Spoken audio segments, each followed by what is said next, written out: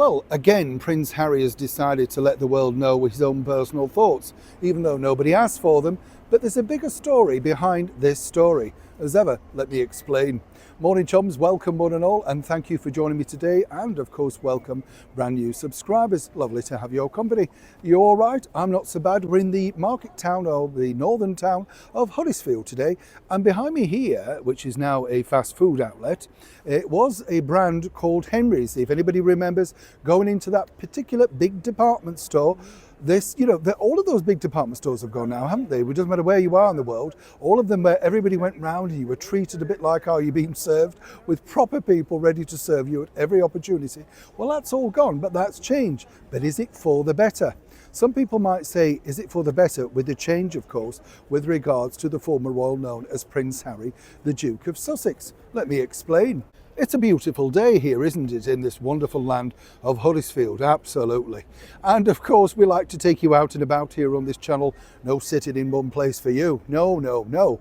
Whether it be by the river, some beautiful countryside, greenery, the very heart of the capital city, or northern towns that you're about to discover. You understand what I'm talking about. Pulling your leg, of course. What's interesting about this story, as we know, and it's always fascinating to me with these particular stories, also when these individuals decide to hit back, and you look at this story and you say, well, why would he want to hit back at this one? This is, of course, Prince Harry. Over the weekend, recently, in a tabloid over here, one that people might suspect had the hotline to the Sussexes. Well, the story went that Prince Harry was considering sending his eldest child, Archie, Prince Archie, whatever you want to call him, over to the prestigious school that is Eton, near Windsor. Now, many royals, as we all know, including Harry himself, have been educated there, and apparently it's one of the best schools in the land.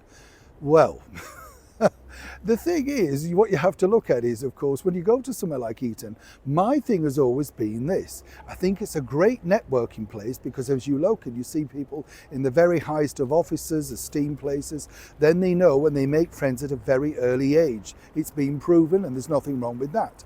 What's interesting about this particular story, though, is simply this. Harry basically came down and shut the story down. Now, you might suggest, well, why did he do that? Well, as we know, he and his team, his communications team, are at odds with each other.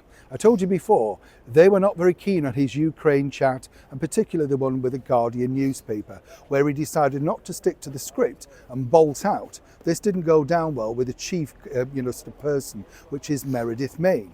She can't control Harry, and Harry, very hot-headedly, likes to make sure he gets his side of the story out. But the bigger picture really was that, in fact, Eton didn't like this story, and they were fed up having this story printed of people ringing their school, asking them for quotes. Is it true? When's he coming? What day? Would they be having a look round? Could they give them some more information? So they contacted the Sussexes. It's not the version at all what you think. They wanted Harry's team to put that out there to say it's simply not true.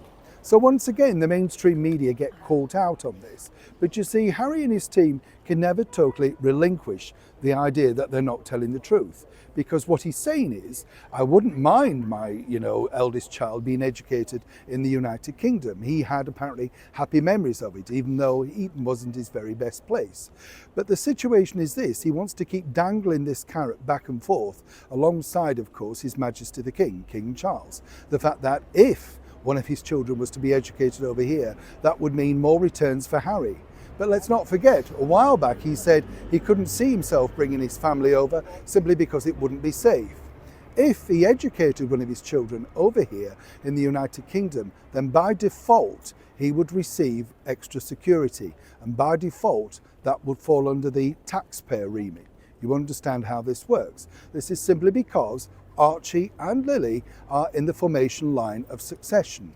So one way or another, one might suspect that Harry, Meghan and the whole team are simply still finding the narrative, the way round, how can they get free security? And that would mean each and every time that Archie had a holiday from the United Kingdom over here from schooling and went back to the United States, well, by default again, he would have to have security. Now does this story make true sense? Always happy to share with you what I'm able to find. Neil Sean in the very heart of Huddersfield.